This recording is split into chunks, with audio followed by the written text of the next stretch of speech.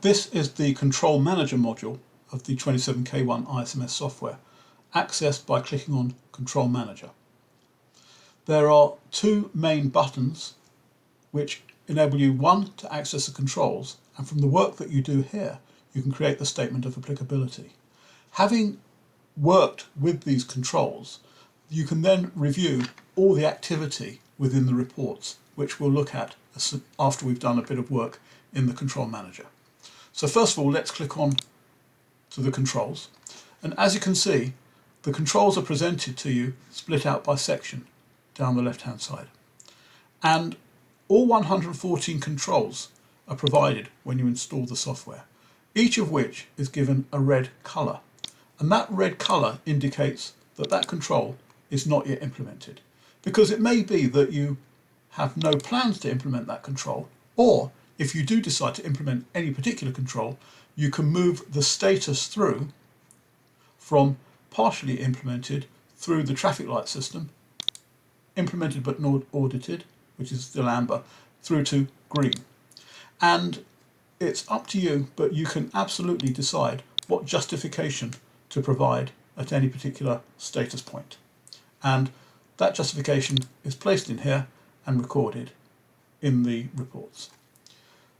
Having decided to select a control, you've got the option to determine what the reason is for its selection: business, legal, contractual, or regulatory. It could be one at least, or it could be two or more.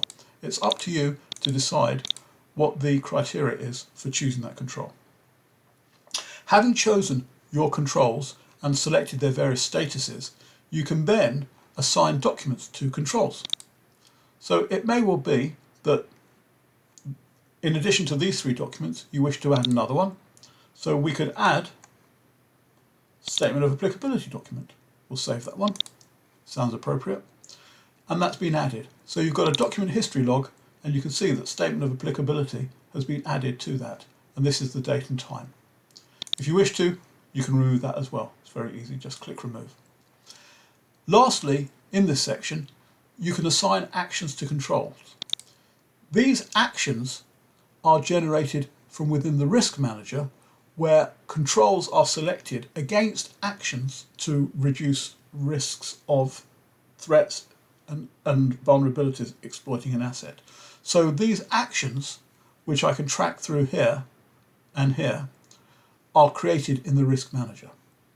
So this is how you can select a control, determine its criteria, select its status, and apply any justification. Having done that, you can then produce your Statement of Applicability. What the system allows you to do is to take a snapshot of those controls and their status at any moment in time. These snapshots are all held in draft format. You can approve them, you can give them a version control, and you can put any reasons for changes. And down the left-hand side, there are lots of snapshots available. But this one in particular, I know, is not held in a draft version, but it's been toggled on the toggle switch, and it isn't a draft version, it's one that has been presented perhaps for audit or perhaps for examination. So if I wish to look at the report that focuses upon the 16th of June Statement of Applicability, then this is where it appears. So the headers, the column headers, as you can see, are indicating the control, the status, the selection criteria, and if there were a justification against that, then it would appear in the box, and any documents associated with this particular Statement of Applicability would be produced here. If I show you another example,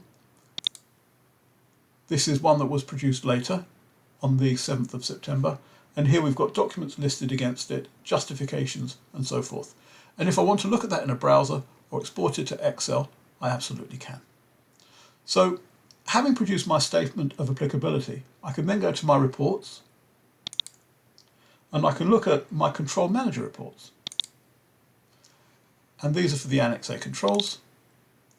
And this will give me an indication as to the report date, and I can see the control status summary.